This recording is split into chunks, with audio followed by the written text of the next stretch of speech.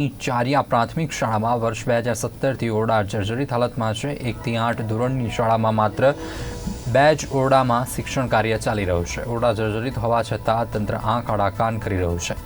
એક તરફ સરકાર શાળા પ્રવેશોત્સવ ઉજવી રહી છે અને બીજી તરફ આવા દ્રશ્યો સામે આવતા તંત્ર સામે સવાલો ઉઠી રહ્યા છે।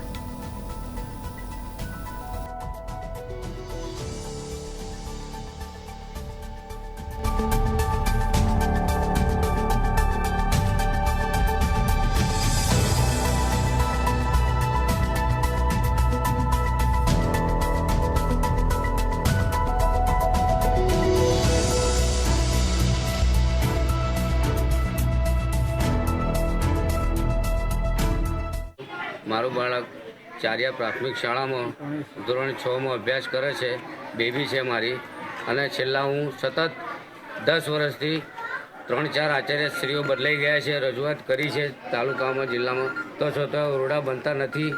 માત્ર એક ઓરડો અહીંયા ચારિયા પ્રાથમિક શાળામાં છે અને 1 થી 8 ધોરણ છે, તો શિક્ષકો પણ કઈ રીતના ભણાવી શકે।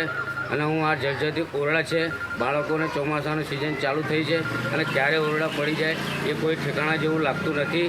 અને સરકારશ્રીને હું અપીલ કરું છું કે જિલ્લા શિક્ષણ અધિકારીને અપીલ કરું છું કે તાત્કાલિક ધોરણે ઓરડા અમારા મંજૂર થાય અને બાળકોનું ભવિષ્ય સુધરે એવી અપીલ કરું છું। તો વારંવાર રજૂઆત કરી છે, તો છતાં અમારા ગામના ચારિયા પ્રાથમિક શાળાના ઓરડા બનતા નથી। તો હું સરકારશ્રીને વહેલી તકે અપીલ કરું છું કે મારી શાળાના ઓરડા તાત્કાલિક ધોરણે બનાવવા વિનંતી કરું છું, જેથી જલ્દી બને એમ તેમ જલ્દી થાય એમ સારું, બાળકોનું અમારું ભવિષ્ય સુધરે।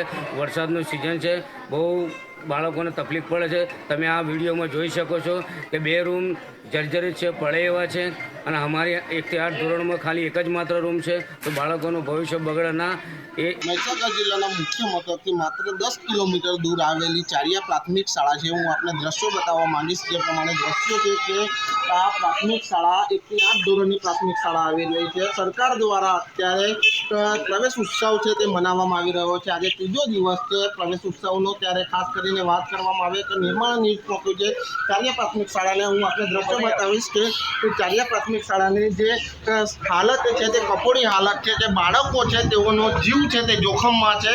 1 થી 8 ધોરણની શાળા છે, માત્ર ને માત્ર 1 થી 2 ઓરડામાં જે 1 થી 8 ધોરણના બાળકો છે તે ભણી રહ્યા છે।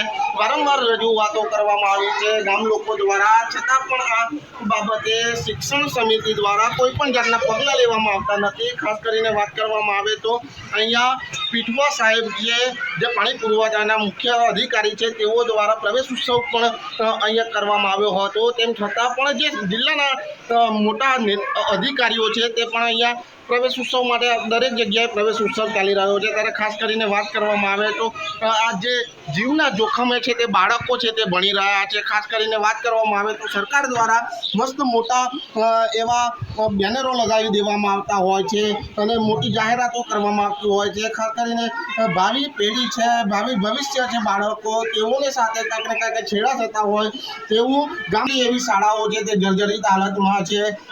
તેમજ અન્ય શાળાઓમાં શિક્ષકો પણ ઉપસ્થિત નથી। ત્યારે જોવાનું એ રહે છે આગામી દિવસોમાં શું આ ઓરડાઓ તૈયાર કરી દેવામાં આવે છે કે પછી શિક્ષકો છે તે જે જગ્યાએ ઘટ છે તે પૂરવામાં આવે છે કે શું, એક મોટો સવાલ છે। ઇન્દ્રવર્ધન પંડ્યા, નિર્માણ ન્યૂઝ, મહીસાગર।